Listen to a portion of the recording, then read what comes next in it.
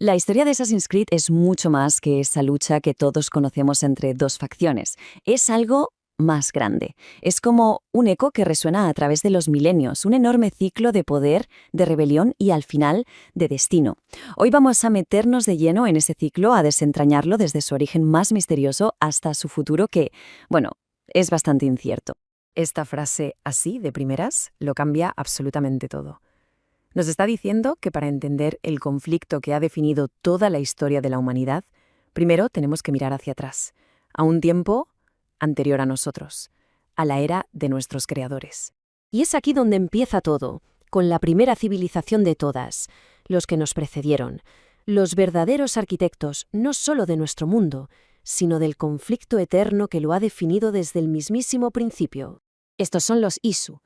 Con un ADN de triple hélice y una especie de sexto sentido para el conocimiento, con mayúsculas, pues no es de extrañar que los primeros humanos los vieran como dioses, ¿verdad? Nos crearon a su imagen, sí, pero el propósito no era muy bonito. No querían ser nuestros padres, querían que fuésemos sus esclavos. Pero claro, la voluntad de ser libre es una fuerza imparable. Y la rebelión surgió de donde menos se lo esperaban, de híbridos. Mitad humano, mitad Isu, que eran inmunes a su control mental. Liderados por las figuras que la historia recordaría como Adán y Eva, robaron un fruto del Edén. Y eso no fue solo un acto de rebeldía, fue la chispa que encendió la mecha de una guerra por el alma del planeta.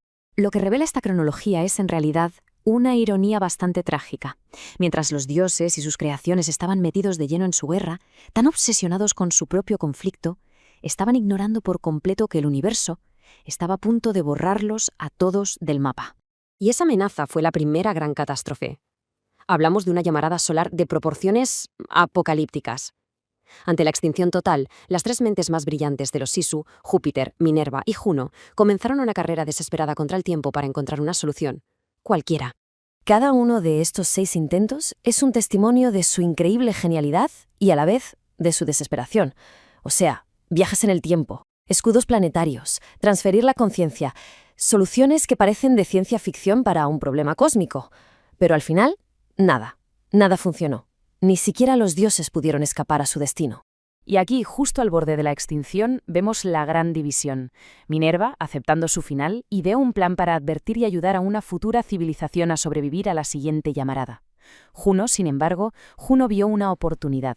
Su plan no era salvar el mundo, sino asegurarse de que, cuando llegara el momento, pudiera dominarlo.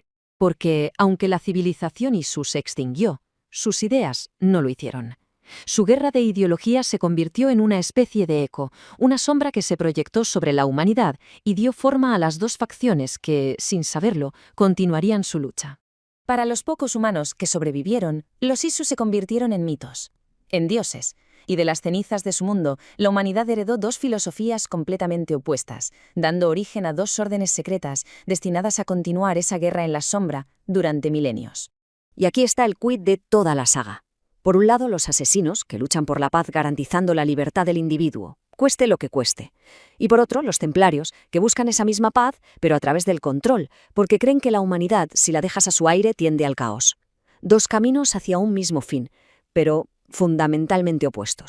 Claro, esta guerra no se libró solo con ideas, sino con personas, con individuos cuyas acciones y sacrificios se convirtieron en leyenda, definiendo épocas enteras de este conflicto secreto.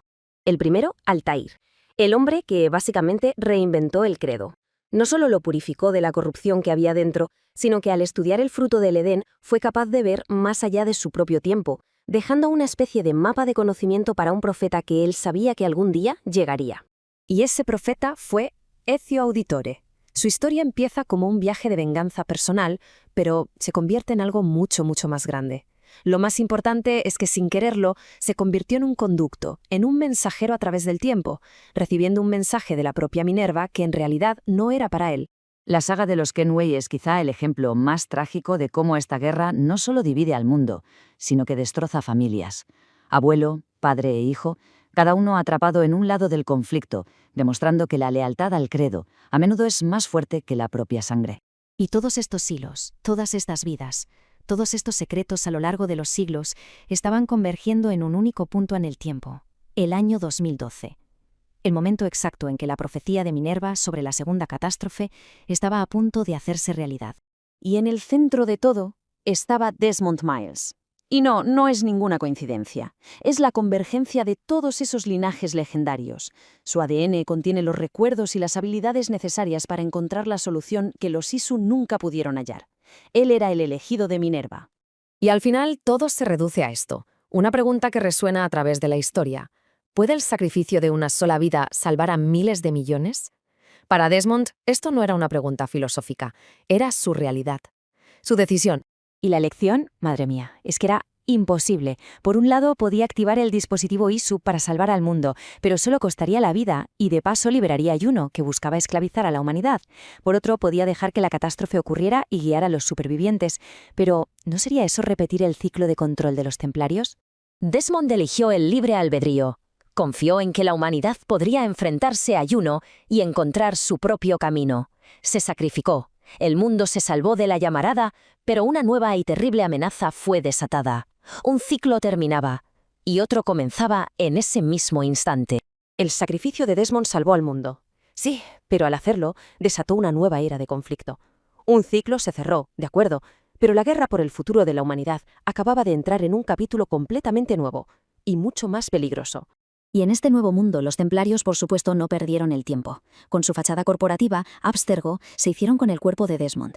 Su ADN ya no era solo un recuerdo, era un mapa del tesoro, una llave maestra para acceder a toda la historia y encontrar las herramientas ISU que necesitaban para su plan de control total. Pero donde hay opresión, siempre surge la resistencia. Los asesinos también evolucionaron.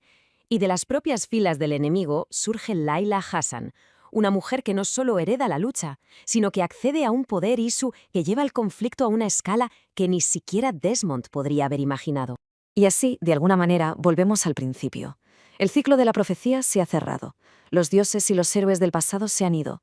Ahora, por primera vez en mucho tiempo, el futuro vuelve a estar completamente en manos de la humanidad. Y la pregunta, en el fondo, sigue siendo la misma. ¿Quién decidirá nuestro destino? ¿El orden o la libertad? Porque la guerra continúa.